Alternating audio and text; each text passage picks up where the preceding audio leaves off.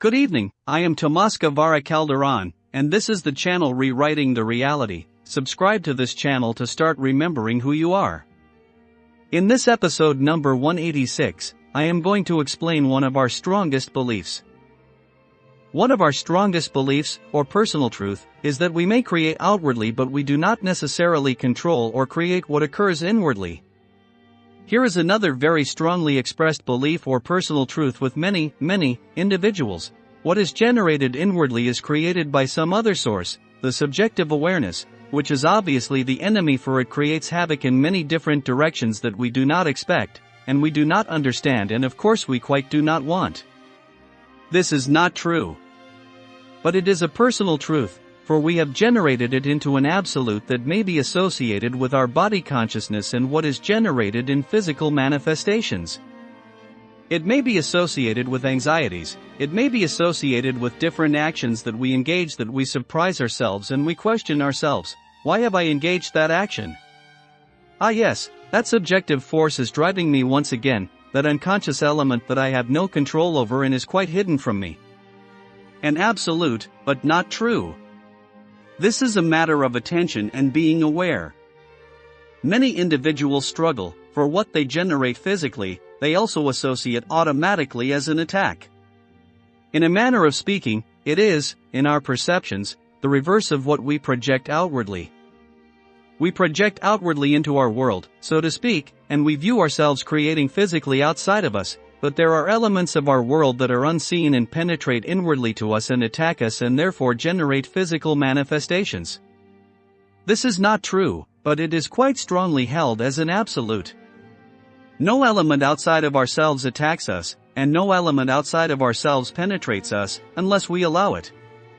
But what is it that may penetrate us that we allow? A thing? No. A germ? No. A virus? No. What may penetrate through our energy field is the energy of another individual, but that is not an actual manifestation. It is energy, it is a movement, and that is automatically and immediately configured into a manifestation.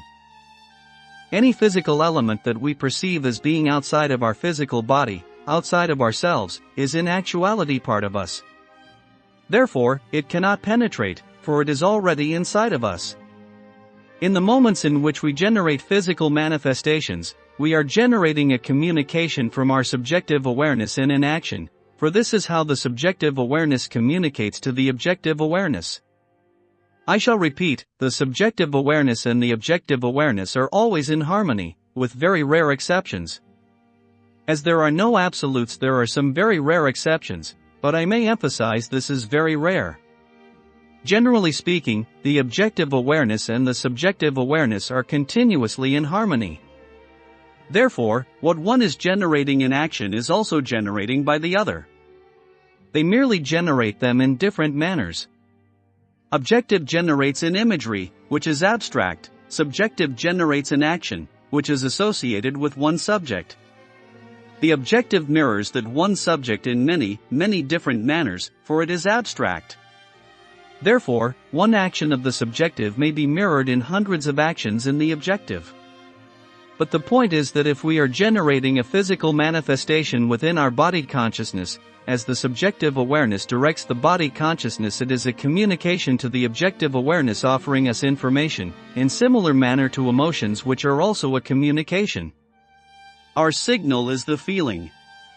Our signal with the physical manifestation is the feeling also.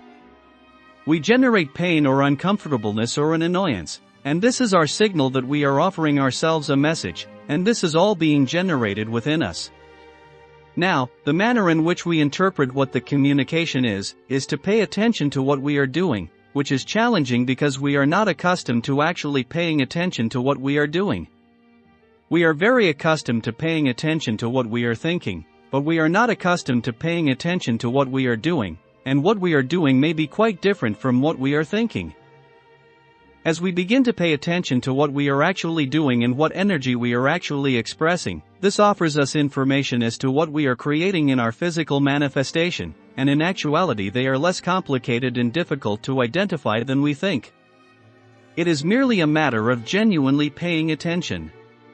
As an example, in a family, if we are an individual that generates a physical manifestation of asthma, what are we doing? We are generating a constriction of our breath. What is that signal? What are we also constricting in what we are doing, in our energy, in that time framework or surrounding time framework? How are we blocking and not allowing a free flow of energy? As you begin to listen to our communications and evaluate what we are doing in the abstract, which is the objective, which is our waking actions, we begin to recognize and notice what actions we are actually incorporating in association with that signal. But the key is remembering and knowing that we are creating that we have chosen that action for it is an efficient signal and we are paying attention to it. In previous podcasts I explained that asthma is usually created by our fears to express something or talk about some situations. You may ask me, why is it so difficult to accept our beliefs? The answer is because we have not quite generated an understanding of how incorporating our own responsibility offers us freedom. That is the key. Many of us view our reality now to be much more difficult, for we incorporate no other individual to blame. But the key is not concerning blame, but that is the familiar and automatic response. Therefore, now we blame ourselves rather than other individuals, although at times we continue to blame other individuals also, but less so. We have merely turned the action from blaming other individuals to blaming us, which is not the point. This is not an offering of freedom. It is an offering of more struggle. As we continue and we move these concepts from intellectual understandings into experiential knowing and reality by allowing us to experience the actions of these concepts, we move into a genuine expression of recognizing our responsibility to us and how, in that responsibility to us, this is not bad. It is not blameworthy, it is an acknowledgement, and it allows us freedom. For if we are genuinely expressing that responsibility to ourselves, we shall never be a victim and there is no need for blame, for we are choosing and we know genuinely that we are choosing. Presently we incorporate enough information to be moving in that direction, but we have not quite accomplished yet. We are moving more, all of us, into acceptance in different expressions, and we do express acceptance at times of different beliefs, and in some situations we are moving into expressions of genuine acceptance ongoing, continuing to be accepting of different beliefs, and therefore altering our perceptions and altering our reality and genuinely generating more of an ease in some directions. But I may express to you repeatedly over and over how tremendously challenging it is to move into the unfamiliar, and this is received intellectually. We view ourselves differently, for we incorporate the knowledge intellectually and therefore we also automatically express that we know. But knowing and understanding are different. We express to ourselves and to each other, I know this, but we generate actions that contradict that, and in generating the actions we also generate the automatic response of blame. But now we incorporate information knowing, not merely intellectually understanding, but knowing that other individuals are not to blame, but not knowing how to turn that blame and generate it into a different expression and reconfigure our own energy and generate a different perception in which we accept what we have created.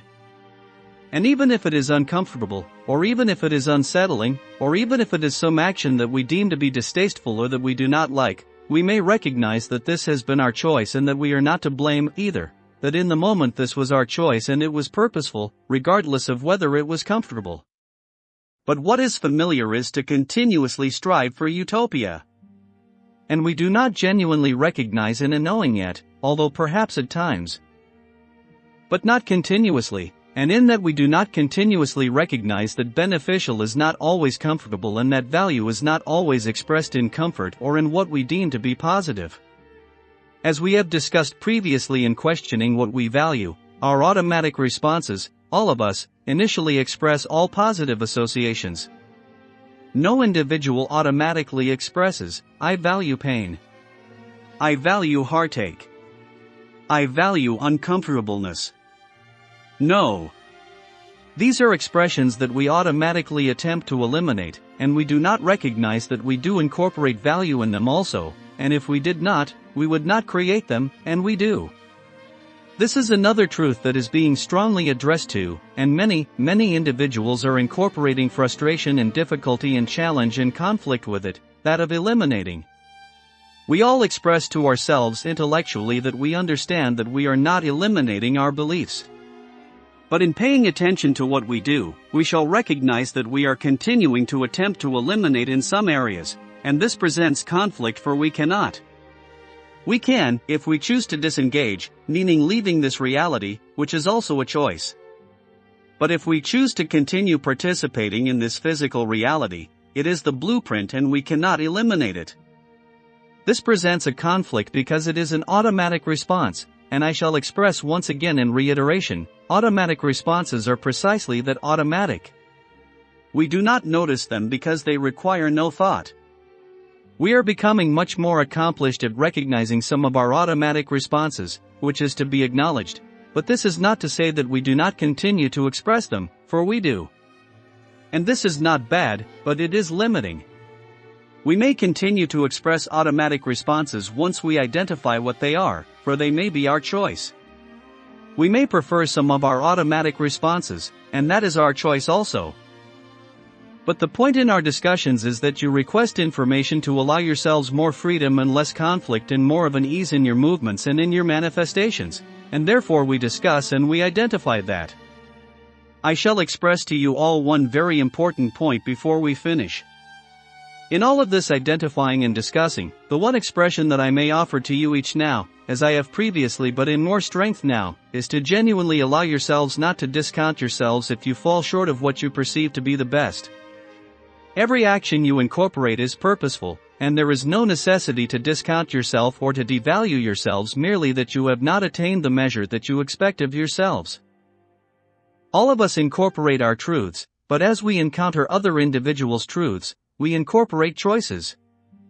We may reconfigure and create our scenario regardless of other individuals' truths, and regardless of other individuals' rules we may create our own, and it does not prevent us from accomplishing.